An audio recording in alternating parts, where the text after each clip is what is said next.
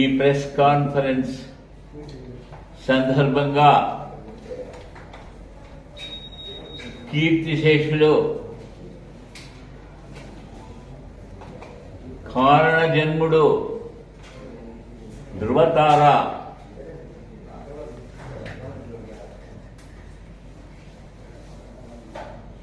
శ్రీ వెంకట రామారావు గారిని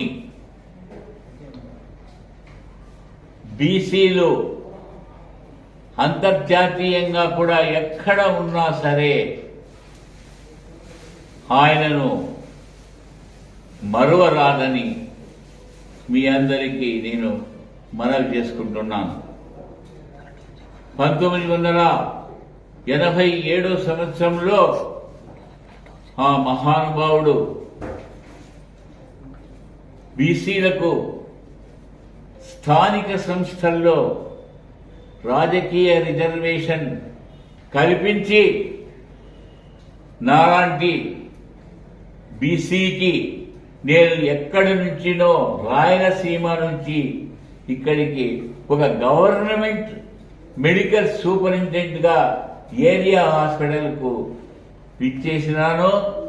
నన్ను పిలిపించి, ఒరే నీవు బీసీ అభ్యర్థిగా కావలి మున్సిపల్ చైర్మన్గా పోటీ చేయరా అని నన్ను వెన్నుదట్టి ప్రోత్సహించారు.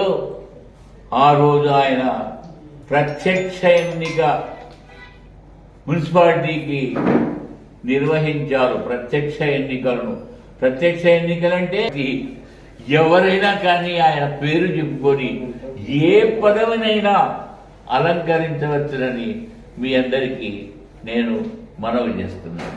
ఇక్కడ వారి సహాయంతో కంప్లీట్గా 2 కోట్ల రూపాయలు వ్యయించి దానిని కాంక్రీట్ చేస్తే ఈరోజు ముస్లిం సోదరులు పూల వ్యాపారస్తులైతేనేమి, బట్టల వ్యాపారస్తులైతేనేమి, మేదల వాళ్ళైతేనేమి, వివిధ వర్గాల వారికి చెందిన వారు ఎంతో ఆర్థికంగా అభివృద్ధి చెందారు.